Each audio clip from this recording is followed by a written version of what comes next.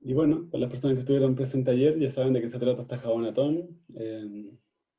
Es un evento hecho a base de puro amor, puras ganas de querer compartir.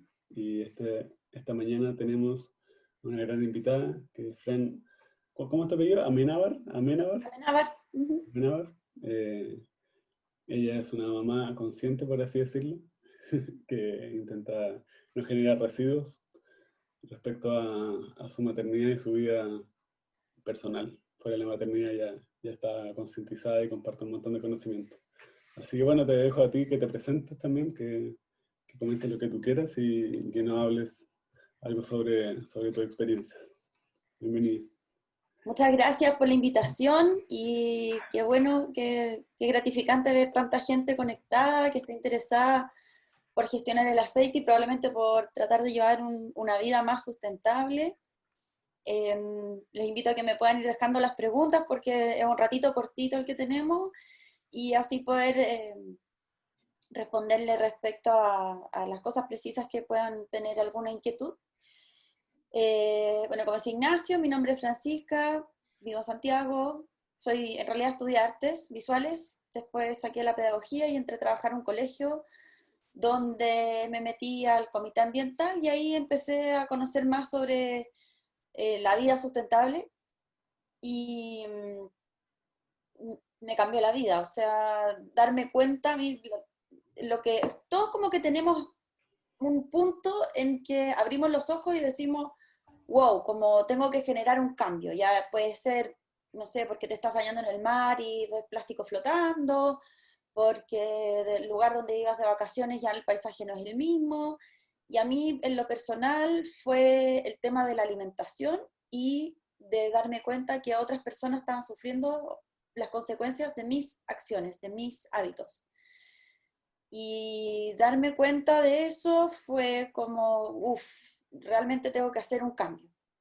Partí por el reciclaje y bueno, probablemente si ya conocen un poco más sobre la sustentabilidad sabrán que el reciclaje es uno de los pasos respecto al tema de los residuos. La ideal es evitar generarlos y en última opción sería el reciclarlos porque obviamente requiere de energía, requiere de un transporte, de un montón de cosas y hay ciertos residuos que se pueden reciclar hasta un cierto punto y después ya no.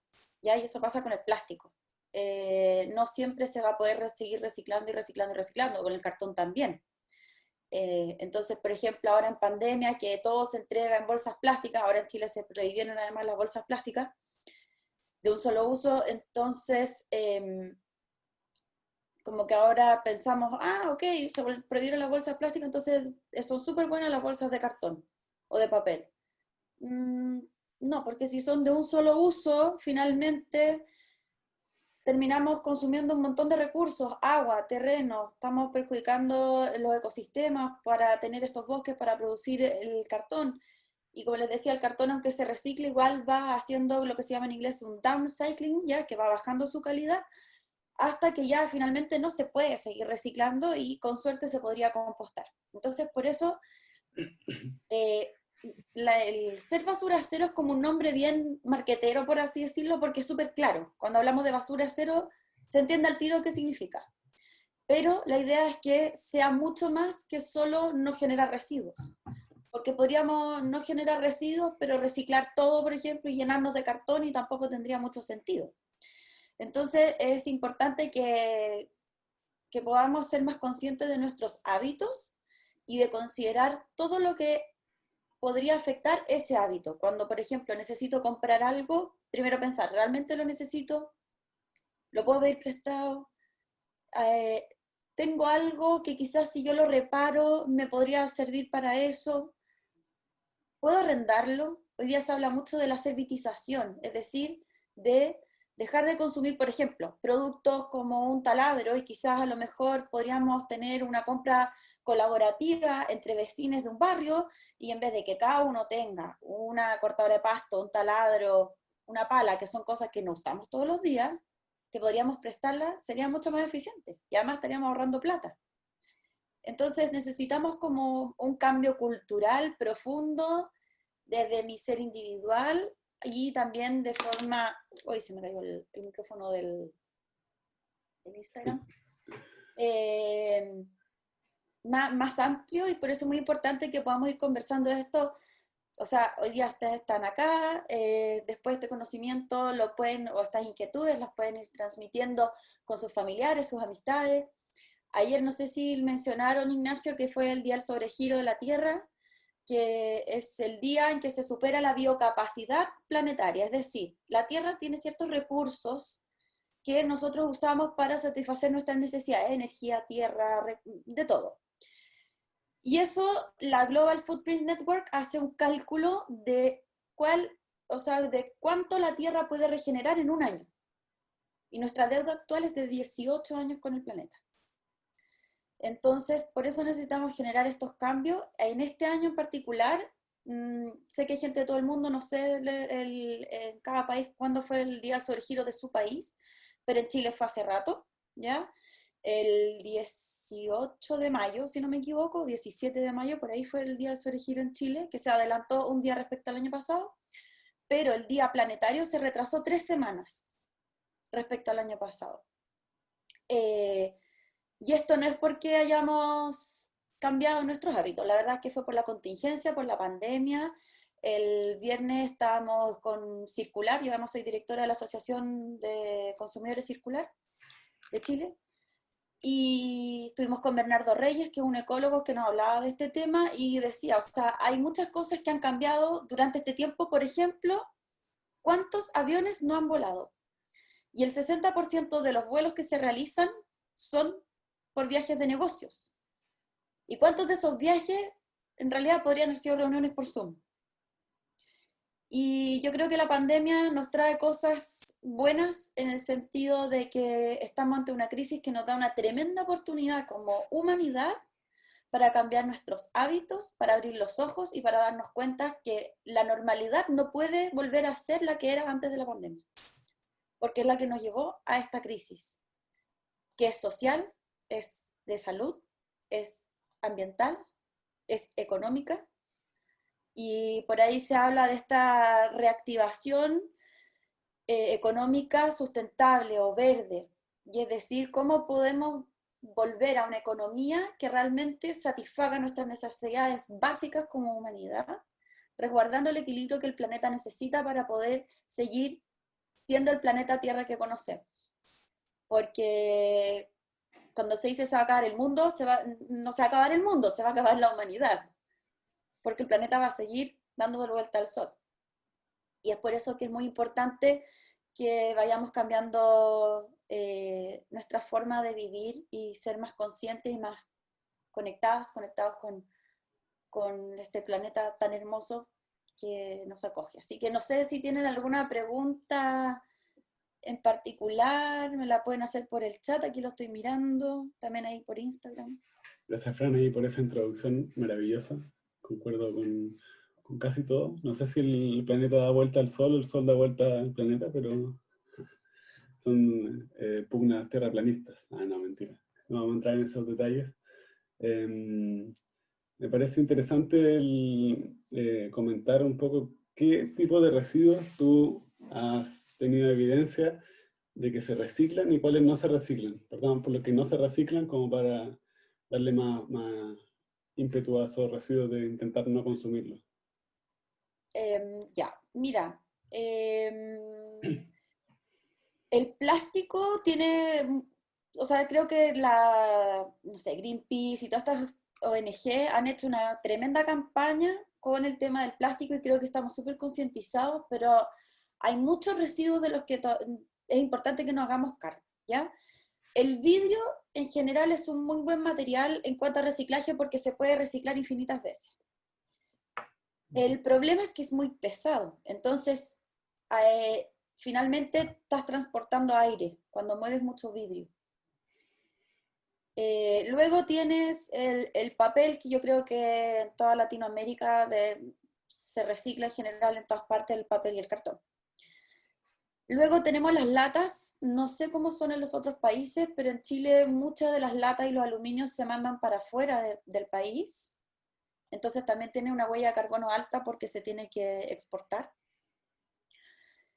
Y luego tenemos los plásticos, que, bueno, para quienes viven en Chile, yo tengo en mi Instagram, o sea, en mi página web un listado que voy actualizando por tipo de material y quienes lo gestionan.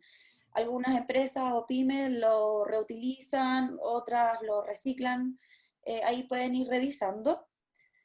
Pero les aconsejo siempre consultar con sus municipios por el sistema de gestión y qué materiales reciben, porque, o sea, incluso en un mismo país, en Chile, que es tan largo, no es lo mismo lo que pasa en Arica que lo que pasa en Santiago, que lo que pasa en Aysén. Va cambiando. Y en general los plásticos, el PET, que es la típica botella de bebida o de agua, es la más fácil de reciclar, o es la que más universalmente reciben. Luego vienen ya, por ejemplo, las bolsas plásticas, que esas en algunas partes sí las reciclan. Mi página web es www.loquemaspuedo.cl y el Instagram @loquemaspuedo. Y ahí se empieza a complejizar, ¿ya? Porque, por ejemplo, tenemos el polipropileno, el poliestireno, se divide en 7 categorías el plástico, ¿ya? Como les decía, básicamente el PET es como el más reciclable, y el 2 y el 4. Ya el 5, por ejemplo, el PP flexible sobre todo, que es donde vienen los snacks, este papel que es como, o sea, no papel plástico, que donde vienen, por ejemplo, galletitas o cosas así, los fideos, generalmente es 5 y ese no es tan fácil de reciclar. Y ya el 7 no es reciclable. Sé que hay ciertos emprendimientos que de alguna forma buscan cómo utilizar este material, pero es muy complejo de reciclar. ¿Por qué? Porque el 7 es mezclas. Son mezclas de materiales y quien necesita reciclar eso no tiene cómo saber qué material puede haber sido un 4 con un 6, puede ser un 6 con un 1. Entonces, si no sabe qué materiales es, no puede reciclarlo, porque el plástico es como la pastelería, ¿ya? Entonces, plástico, pastelería. Pero la pastelería no se cocina igual un queque que una galleta, que un mousse. Necesitan distintos procesos y por eso los plásticos no se pueden mezclar, ¿ya? El Y 7 vendría siendo porque, los juguetes, los CD y todas eso cositas que no podemos identificar fácilmente, que no tienen el cuadradito muchas veces, ¿no? claro, El si no tiene el triangulito. triángulo de Moebius, nunca sabía bien cómo se pronuncia, el típico triangulito del reciclaje con el número, en general no te lo van a recibir. Porque yo, empresa valorizadora, necesito mirar y decir, a ver, este es un 2, listo, este es un 4, chung, este ya. Si no lo tiene, es más complicado, aunque algunos plastiqueros conocen tanto los plásticos que incluso los queman un poco y dependiendo del olor que sale, saben qué plástico es. Pero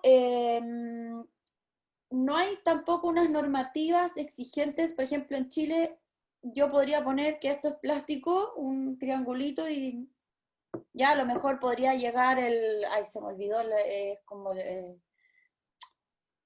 hay como un texto que tiene que ver con código de ética, ya que me podría decir, oye, pero tú no lo estás haciendo bien, pero la verdad es que no me voy a ir presa porque etiqueté, rotulé mal un envase.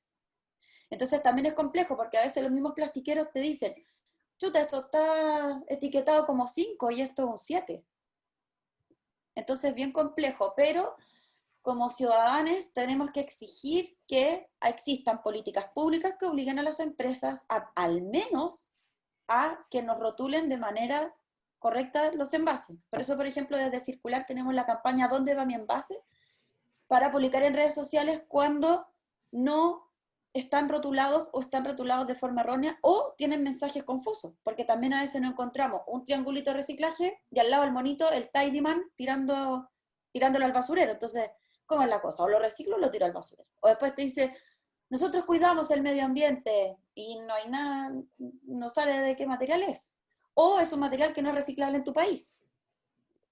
Entonces, como que se producen todas esas paradojas que es importante evidenciar que sí habemos personas preocupadas por eso, porque muchas veces la respuesta, sobre todo de la gente de publicidad o de marketing, es como, no, es que nadie lee la etiqueta.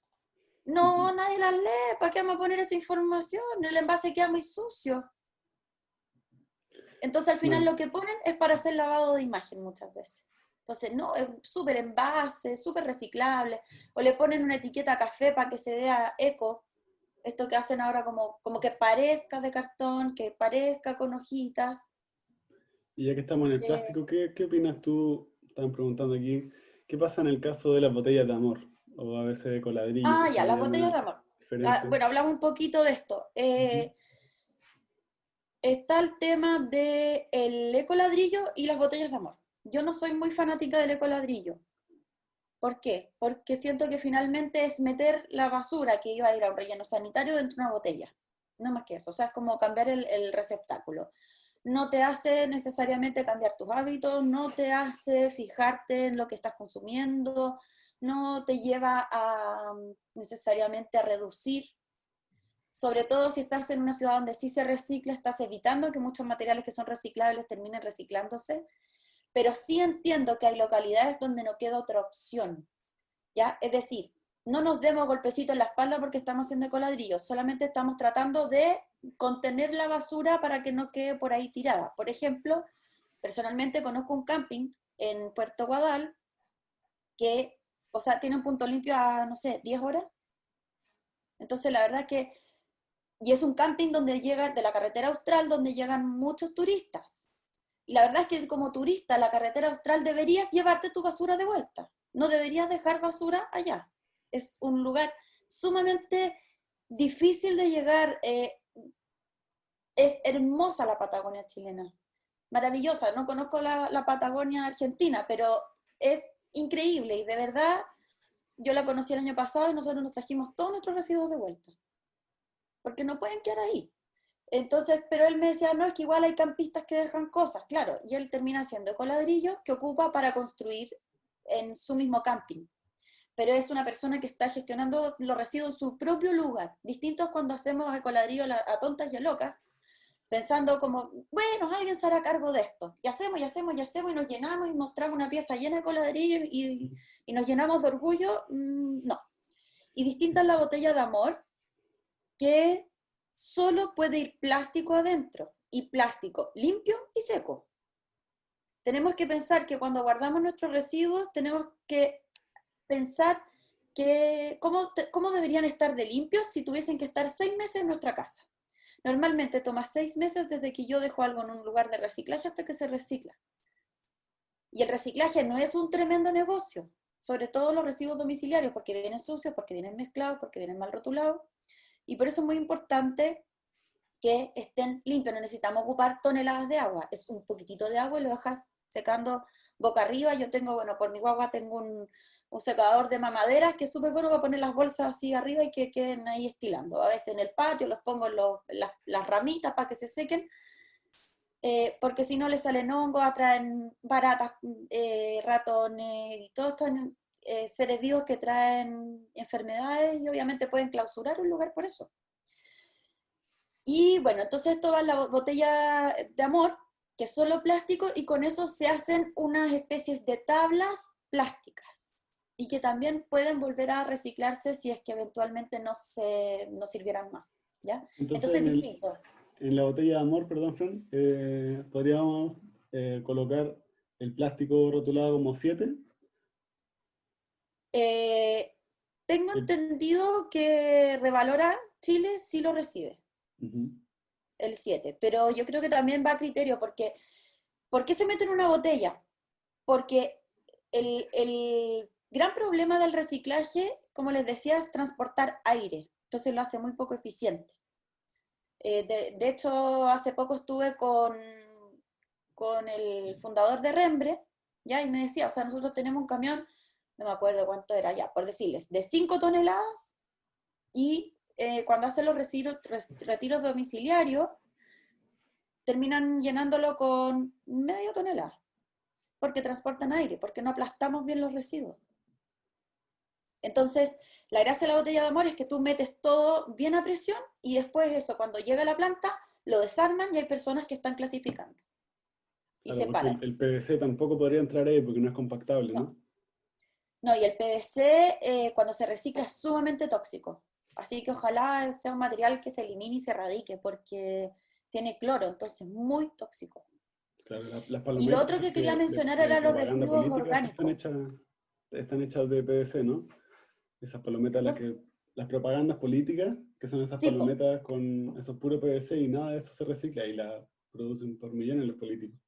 no. Y eso, hay varios emprendimientos que, por ejemplo, bueno, yo tengo una lombricompostera que lo ocupa para, hacer, para que caigan los líquidos. Ujú. He visto que hay personas que hacen bolsas reutilizables, pero claro, en el fondo, insisto, el problema tiene que ir unos pasos más atrás. Tenemos que evitar generar ese residuo. Obviamente hay gente que se trata de hacer cargo para que no ande dando vuelta, pero como empresas deberían proponer algo que no sea PVC, hacer esta palometa. Y lo que te quería decir también era sobre los residuos orgánicos, que ahora en Chile se está poniendo harto énfasis respecto a este tema, porque hace unas semanas atrás se lanzó la Estrategia Nacional de Gestión de Residuos Orgánicos, que va de la mano con la ley REP y con la hoja de ruta de economía circular, que para el 2040 se espera que se reduzca a un 66% la cantidad de residuos orgánicos que llegan a relleno sanitario. Los residuos orgánicos son muy importantes y muchas veces no le damos el peso que deberían tener porque pensamos como, hace una hojita de lechuga, después en el relleno sanitario se va a convertir en tierrita. Y la verdad es que no, una lechuga en un relleno sanitario se puede demorar 5 o 10 años en degradarse y tampoco se va a convertir en tierrita porque va a estar entre medio de un pañal, de un refrigerador, de una pila, de una polera vieja y de un montón de basura. Entonces la verdad es que de ahí no va a crecer una plantita. Y genera metano, que es 24 veces, aprox 25, más dañino como gas de efecto invernadero que el carbono. Y cuando compostamos, liberamos un poco de carbono, pero es la materia que se transforma y que la rescatamos para poder nutrir nuestro jardín, nuestro huerto, o podemos donarlo, venderlo, qué sé yo, ¿ya?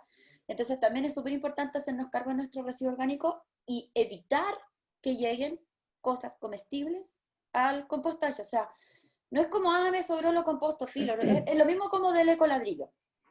En el sentido como, meto, listo. Me sobró lechuga, la meto. No, esa lechuga, si era para comerse, ¿por qué la botaste? Botemos en el fondo, gestionemos los residuos orgánicos, las cosas que no se pueden comer. Una cáscara de la palta, que ya no sé, que quizás hay una receta por ahí para usarla, pero incluso la cáscara de plátano se puede comer y se pueden hacer un montón de cosas. Las cáscaras de los cítricos, por ejemplo, también lo tengo en mi blog, se pueden fermentar y se puede hacer un limpiador casero, y esas cáscaras cuando ya están fermentadas se pueden compostar. Ya me alargué del tiempo. No, tranquilidad, tranquilidad. Hay muchas preguntas respecto a lo que comentaste del ecoladrillo y la botella de amor. No queda claro cuál es la principal diferencia, porque son diferentes. Al final los dos están rellenos de plástico, básicamente. Ya, la botella de amor es solo plástico y está dentro de una botella para que su transporte sea más eficiente, pero eso se va a valorizar, se va a triturar, se va a derretir, se va a pelletizar y se va a convertir en una tabla. Luego tienes el ecoladrillo, que es una botella que tú rellenas con materiales distintos. Incluso hay lugares donde no solo le puedes poner plástico, sino que también podrías ponerle los blisters de medicamentos, que en realidad son un residuo peligroso porque tienen restos de medicamentos. Y ahí también, entre paréntesis, al menos en Chile, la gestión de residuos peligrosos es pésima. No existe. O sea, yo creo que el 99,9% de los residuos peligrosos de una casa terminan en un relleno sanitario cuando no debería ser así. Como un termómetro roto que tiene mercurio, una ampolleta, medicamentos vencidos, etcétera, ¿ya? Las pilas. Entonces tú metes todo eso dentro de esta botella, ¿ya? Como les decía, el resto de remedios, metales, papeles, plástico, PVC, todo, y eso se aplasta y en teoría con eso se construye, pero eso es muy mal ladrillo, porque no tiene muy buena densidad, es muy difícil que la densidad sea pareja. Incluso en CEDEUS Chile hace un tiempo atrás habían publicado un artículo en el que demostraban que terminaba siendo mucho menos ecológico construir con un ecoladrillo que con un ladrillo, especialmente en nuestro país, que es sumamente sísmico. Entonces solo puede hacer estructuras muy precarias, ya, es decir, un gallinero, el bordecito de un huerto, pero no puedes hacer una casa, Claro, en ¿ya? Y bioconstrucción lo otro es que se se... puede ¿Ah? usar como aislante. En la bioconstrucción igual se utiliza como parte de aislamiento, relleno con lana probablemente, y se puede Claro, usar en los techos, en el piso, en las paredes. También lo hemos hecho, pero claro, en caso de sismo no es lo más recomendable. Que- claro. Entonces es como, es complejo porque en el fondo, a ver, no es que quiera decirle a la gente que hace con ladrillos que está pésimo y no lo haga más. También hablaba con un experto en basura, un basurólogo, por así decirlo, ¿ya? Que yo le decía ya, ¿qué pasa con lo del ladrillo? A lo mejor, no sé, pues, ocupa menos espacio y si eso va a relleno sanitario, y decía, no, porque el relleno sanitario tiene una estructura gelatinosa, si lo pensamos así como en el volumen. Si todo el mundo tirara su basura en botellas, cambiaría la estructura y podría generar riesgo de deslizamiento. Entonces es complejo el tema del ecoladrillo. Yo creo que falta que alguien así como que haga un estudio súper acucioso, científico de los efectos, pero la verdad es que el problema va hacia atrás. El por qué tenemos todos esos residuos que no podemos gestionar, por qué se siguen fabricando productos que no se pueden reciclar, que no son retornables. Yo no Exactamente. entiendo por qué en Chile les dio con hacer los remedios en estos blisters y no sé, típico que veis películas gringas y que vienen en un frasquito de vidrio o de plástico que probablemente sea dos. Y eso se podría reciclar. Es complejo el tema. Y sobre todo cuando hay eso que mencionaste, no sé cuál será la traducción en español del downcycling, porque el cartón sabemos que lo podéis reciclar una vez, el papel también, dos veces, y la última fase ya sería la caja de huevo, que esa es la única opción es compostarla, esa no se recicla, y así pasa con un montón de residuos. El plástico es Sí, lo mismo, llega un momento en que ya es inutilizable, ni siquiera es compostable. Y también dicen que se degrada, no sé, en 250 años, pero el plástico no se inventó hace más de 250 años, entonces también es una estadística un poco engañosa. sí. No, y lo otro que el otro día hablaba con una amiga y que me decía, al final lo que está causando más daño en los océanos no es la botella del turista que andaba por la playa, son los microplásticos de la ropa. Wow. Cada vez que lavamos la ropa liberamos microplásticos. Y en Francia, al parecer, ya hay una ley que obliga a las lavadoras a traer un filtro para agarrar los microplásticos. Y ahora con el cambio climático va a ser más calor, así que vamos a estar obligados a estar en pelota prácticamente. Claro, así que ya no Bien vamos a solución. necesitar ropa plástica. Bueno, qué bien. No sé si hay alguna duda, bueno, respecto a los residuos orgánicos que hablaste, hay gente comentando sobre el fermentado de cítricos, que es bastante eficiente para hacer limpieza. En una botella, esas mismas que están usando palo de coladrillo, colocar los cítricos cortaditos, picados, llenarlos con agua, agitarlo y en 2 o 3 semanas va a estar muy listo para filtrar. Después de eso se puede volver a triturar en una licuadora y también se puede usar como limpiador. Todas las cáscaras, digo, remojadas ya. Lo mismo con las cáscaras de plátano, las cáscaras de papa, pueden hacer fertilizantes biopreparados que se le llaman para su planta de interior o para el jardín, huerta. No sé si te queda algún residuo por mencionar. Aquí el aluminio en Chile yo sé que no se recicla, todo se exporta y es una Como en lástima el porque... tiempo parece. ¿Ah? Ahí veo a la Dani haciendo señas. Haciendo señas, a ver, vamos a activar el audio.